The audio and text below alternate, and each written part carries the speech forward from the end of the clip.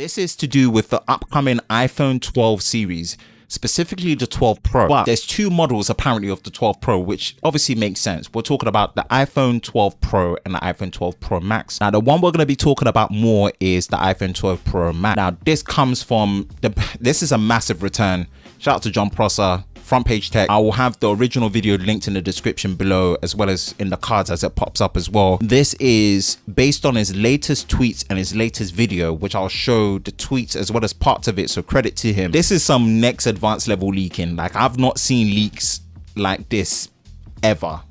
Off head, this is a lot. This is going to affect everything in terms of my decision making of what I'm going to do in terms of purchasing the iPhone. So we'll go for it. We'll look at it and yeah, we'll take it from there. Let's put it that way. From the verified man himself, Jon Prosser. Camera and display settings for the current PVT model of the 6.7 inch iPhone 12 Pro Max.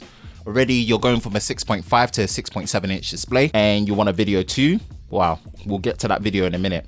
Now, enabled camera features, enabled LiDAR sensor, you've got the enabled video mode, so you've got advanced video mode such as 4K 120 frames a second, 4K 240 FPS slow motion, crazy, enhanced night mode, interesting, enhanced noise reduction, interesting, enhanced bit depth video, maybe 10-bit video, wow, enable zoom capabilities, interesting. Then this one here, this is the coup de grace. This is the one that really catches me. Enable high refresh rate. Wow. Enable adaptive refresh that goes from 120 to 60 Hertz in accordance to the current content being displayed under the screen. This is very, very interesting. I'm going to transition to the video. I'm going to full screen it.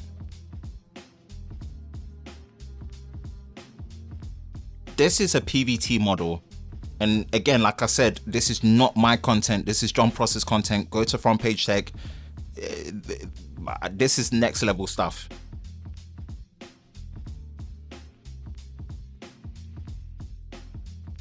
So, you know, this is wow.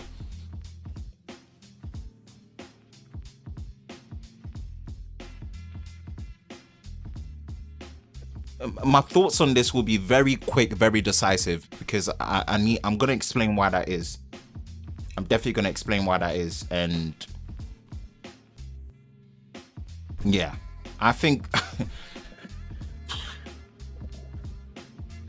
yeah, this is some advanced level leaking stuff. That's all I'm going to say. That is all I'm going to say. Wow. Oh, wow. Oh, wow. I believe a couple of people did videos on this, and I think Viper did a video on this, because this is not a guarantee. This is like some last minute Hail Mary, as Viper called it, testing to see if this can be done. Apple have no excuse not to get it done on the 12 Pro models. I don't care. Like, I've made this analogy, and I'm going to say it again. I honestly do not care if you don't care whether you see a difference between 120 Hertz or 60 Hertz. It does not bother me. My analogy that I've used of it is that these phones are getting so expensive. Let me drop the same analogy that I dropped before. If you're buying a high-end Grand Touring car, and I'm going to use me and my wife as an example. If you're going to buy a high-end Grand Touring car, forget it. You're going to buy a high-end car. I promise you, I'm not buying a high-end brand new car without cruise control. I like cruise control. I like the advancements of cruise control, from adaptive to standard boring cruise control to brake assist. I love all of that stuff. That stuff is worth its money in value on a brand new car. But guess what? My wife hates cruise control. She'll never touch it. Not a problem. Absolutely not a problem. I'm still not going to buy a car that does not have that feature set. Just give me the option to enable it and disable it if I want to, and if I want to use it or not. That's the same principle analogy for 120 Hertz. You may not care about it. That's not a problem. You may not use it. That's not a problem. Disable it. Don't touch it. Leave it. But when it comes to that price point, 3 years on from the iPhone 10 that first came out in 2017, and now you have smartphones like the OnePlus Nord having AMOLED displays that are doing 90 Hertz. If you can't even do 90 Hertz, let alone 120, where you're going to be charging phones that are going to be well over £1,000, no, absolutely no. The same energy that the Note 20 got for being £1,000 phone that doesn't even have the decency to do 90 Hertz, Apple have no excuse. I don't care whether they think it's a battery thing that they're worried about. Not my problem. My thing is, at this price point, the bar's raised, the bar has moved. The display experience needs to actually be upped to the standard that makes sense for what you're meant to be charging people. So whatever they're doing with this PVT model, if they can't get their act together on the pro models to get it done, it's a big disappointment for me. It's a massive disappointment for me. And this is not a elitist mindset thing of I would never use a phone that is below 120 hertz. No, the price point and the segment matters for that. And I'll say this in my review as a complete, this is a £299 phone, Snapdragon 765G 5G. This competes with the Pixel 4a as well as the OnePlus Nord in that arena, and this has an LCD panel at 120 hertz. And I think it's not, as much as I enjoy it, I would have rather them gone for a 60 hertz 1080p panel that was AMOLED and maybe 90 hertz than to go 120. At this price point, there's no need to really focus on 120 hertz. Why? I'm using a smaller iPhone. That's all I'm going to say. I'm using a smaller iPhone that has a 60 hertz display, and for the price point and where it sits, I don't have an issue. But when you get to a certain price point, you can't make excuse for not being able to do it when cross the board it can be done. That's my opinion. One, Apple have been, since the second generation iPad Pro, Apple have been big advocates of 120 hertz. Fine, they're using LCD, but now Samsung have a 12.4 inch Tab S7 Plus that has quad high definition and 120 hertz at the same time in an AMOLED panel.